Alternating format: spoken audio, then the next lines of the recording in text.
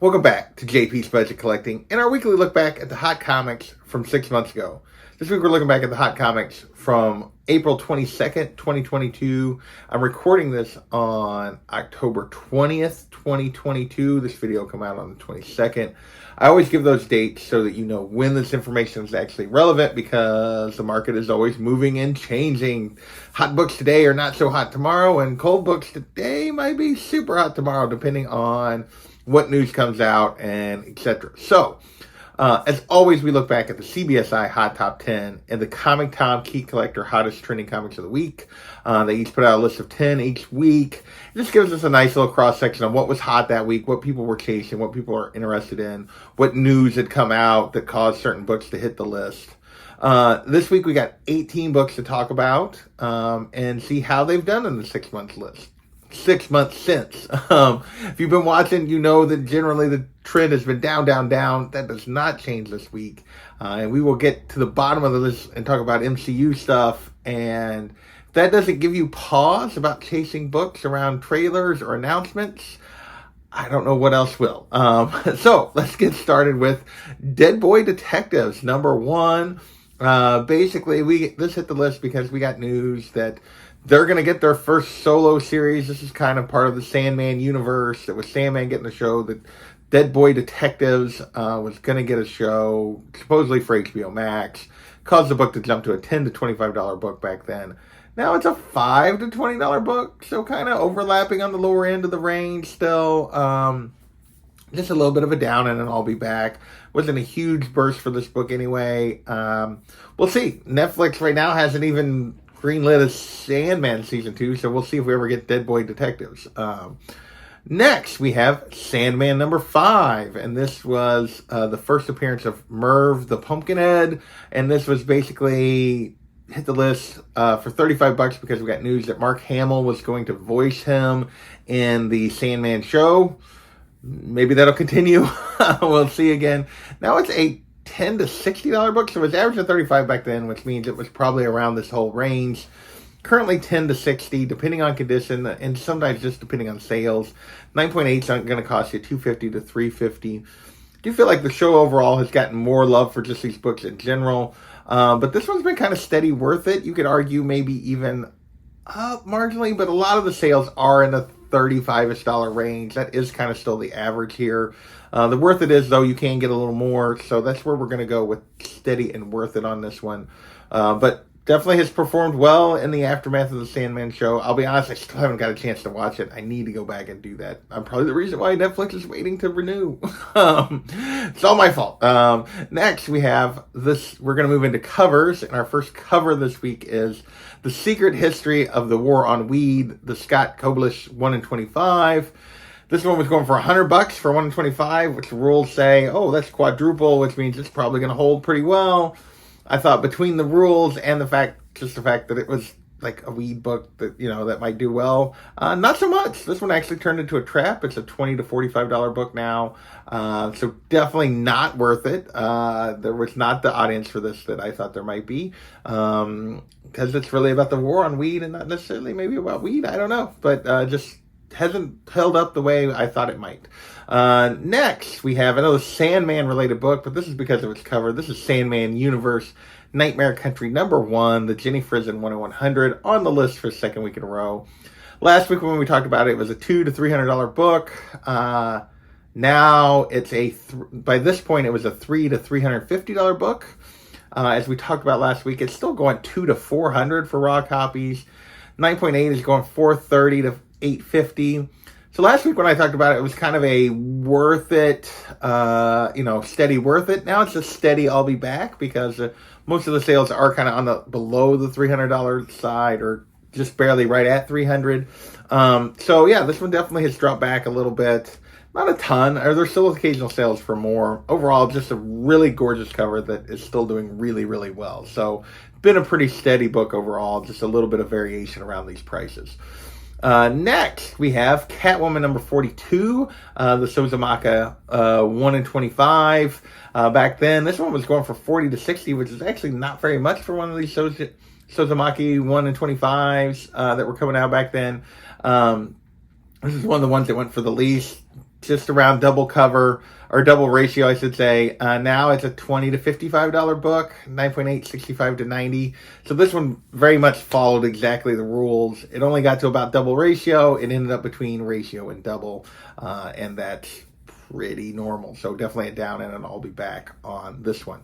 Next, we have Avengers, X-Men, Externals, Judgment Day, Free Comic Book Day. I guess the Free Comic Book Day, Avengers, X-Men, Eternals, Judgment Day. Number 1, the Peach Momoko 1 in 1000. So we've talked about the regular quite a bit, as there's been a lot of speculation around Bloodline. We've talked about the regular version of this actually being worth a little bit for a Free Comic Book Day book. This 1 in 1000, though, even back then was going for $380 on average. Now it's still a $300 to $400 book. 9.8 it cost you $9 to $11. Well, there was 2 sales: a $900 sale and an $1,100 sale. Yeah, this one's been. I'm calling this one also steady worth it. You could argue it's steady. I'll be back because there's a few sales under that $380, but the average is still right there. So yeah, a lot of people loving this particular Momoko. Plus, specking on a character here has kept this 1 in 1000, which is a pretty rare book, pretty high overall. Next, we got another Peach Momoko cover. This is Spider-Gwen, Gwenverse number 2, the Peach Momoko 1 in 100 Gwenverine design variant. So we got the Gwen version of Wolverine. I gave up on this Gwenverse thing. It just really didn't interest me at all. I didn't think it was very well done. But yeah, everybody's still going after these different versions of Gwen. This one back then was going for $125 at release.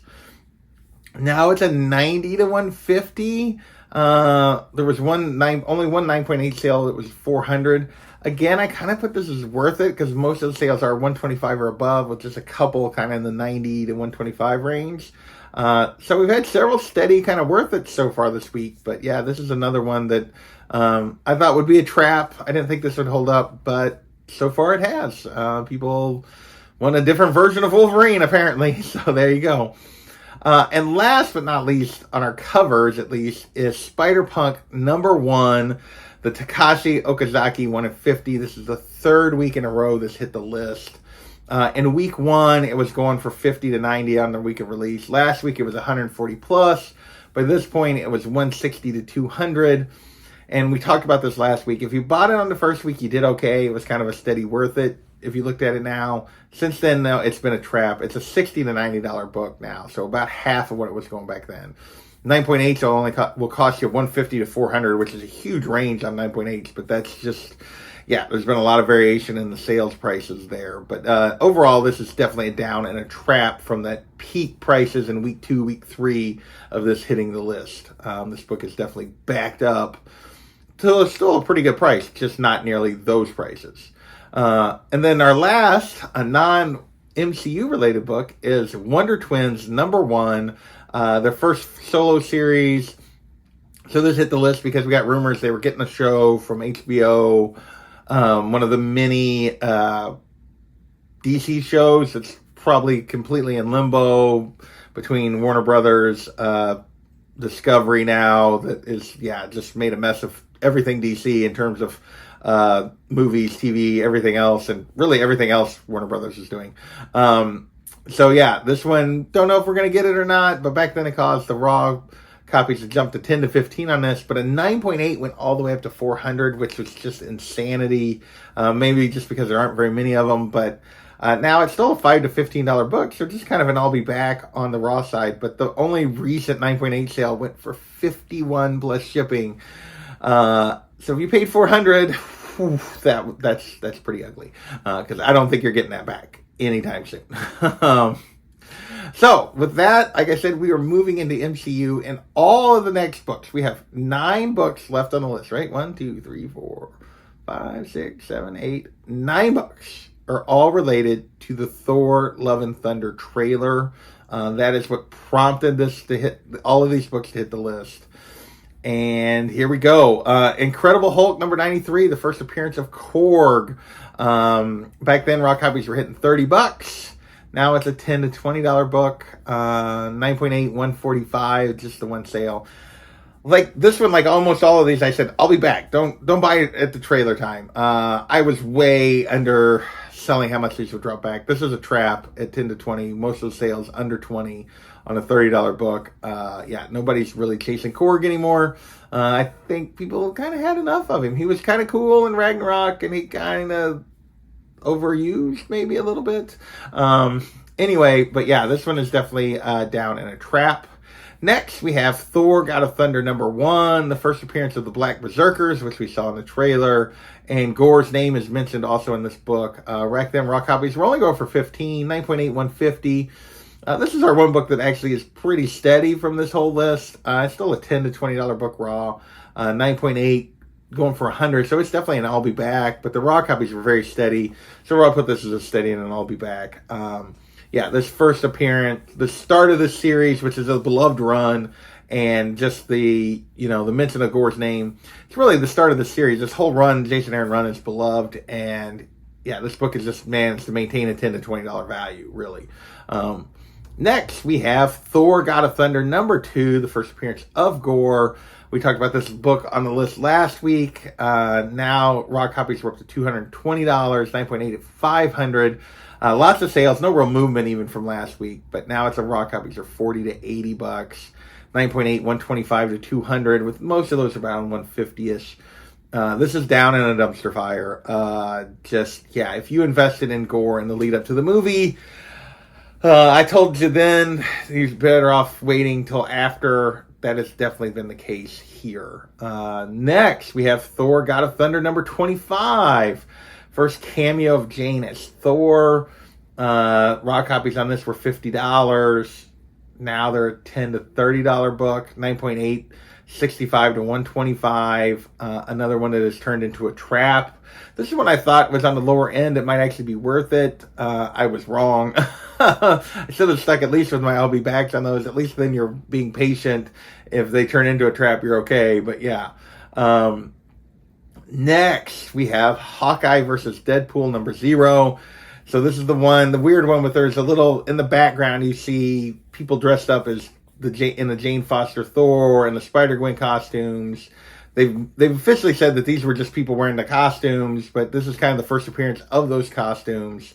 Raw copies 45 to 50. 9.8 was going for $225 back then. Now it's a $5 to $30 book.